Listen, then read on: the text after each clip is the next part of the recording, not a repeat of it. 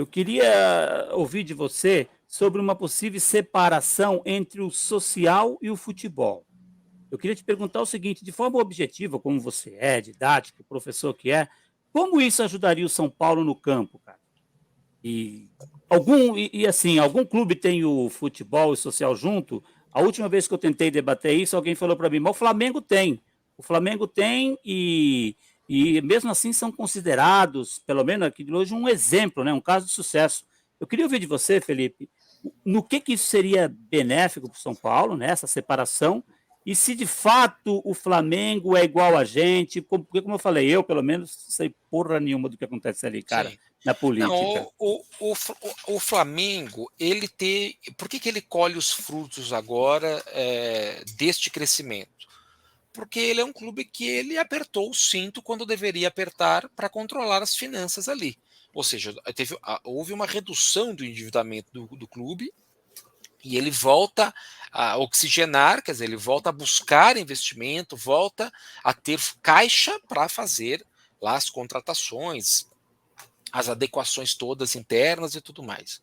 Mas indo diretamente à separação, o que eu entendo, e isso fica muito claro no dia a dia do social e do dia a dia do que significa o futebol no século XXI e pensando no tamanho que o clube tem. Os associados, como você bem disse, né, no início, acredito que foi você, né, que disse, dentro do clube, da associação, dentro da social, nós temos usuários que são palmeirenses, que são corintianos, que são santistas e que não estão preocupados com o futebol. E estima-se que do público interno da social, metade não tenha relação ou não sejam ali de São Paulinos que frequentam o clube cotidianamente. Então a gente tem um público interno que é eleitor dos conselheiros que elegem o presidente. Estes que não ligam para o futebol ou que torcem para outras agremiações, eles elegem quem governa o futebol.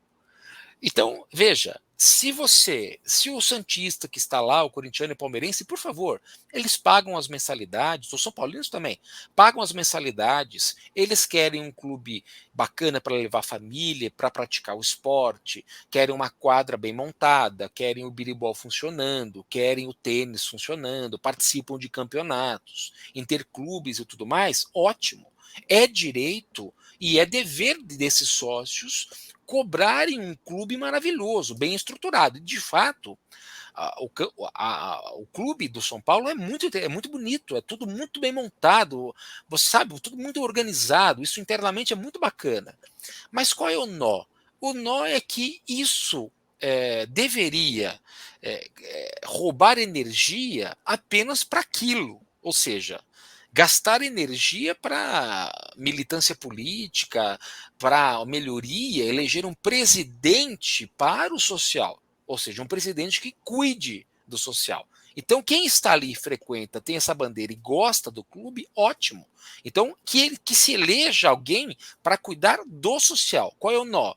Metade dos usuários, ao que consta internamente, torcem para outras agremiações e não ligam para o futebol automaticamente. Esse sujeito, quando ele vai ao clube para ir à piscina ou para ir a outro local, no dia da eleição, como as chapas são fechadas com os nomes de pessoas, o sujeito vai lá e marca dentro daquela chapa fechada. Ele nem sabe qual é a bandeira do cara, qual é, enfim.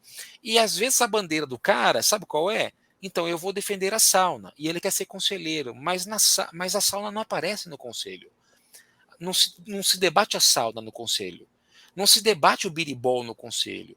Mas esses caras são eleitos no imaginário, inclusive, desses sócios, que então ele vai estar lá no conselho e vai defender a social aqui lá. Mas lá, gente, é para falar sobre uma coisa muito maior, sobre a grande tração. Aliás, chama-se São Paulo Futebol Clube. Não clube futebol, é futebol clube. Em primeiro lugar, a matriz financeira, a matriz que deu nome à instituição e tudo mais, deriva do futebol. Então você tem uma estrutura de eleição que não tem nenhum profissionalismo. Você não tem as pessoas dentro da estrutura de busca de votos, ou pouquíssimas, que falam assim: não, eu quero ser eleito para cuidar do futebol.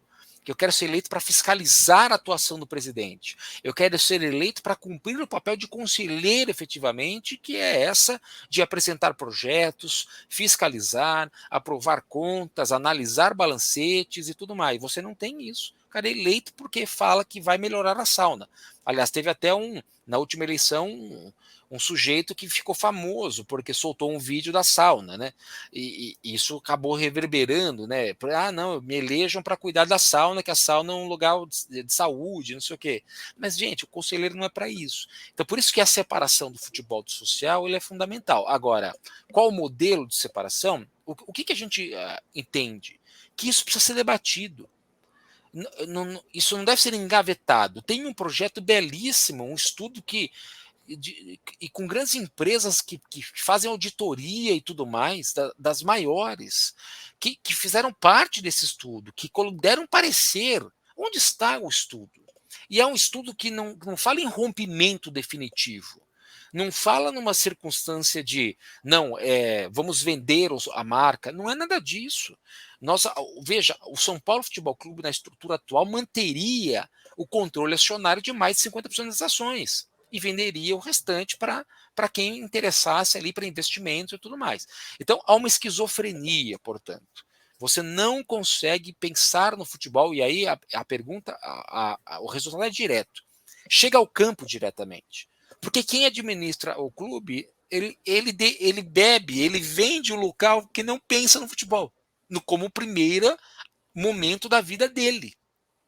O conselheiro que está lá, às vezes é alguém que nunca protocolou um projeto na vida, não tem experiência alguma. Ele foi eleito porque ele fez uma campanha legal para a sauna e está lá. Ele é o rapaz responsável para aprovar as contas, fiscalizar os investimentos e tudo mais do futebol.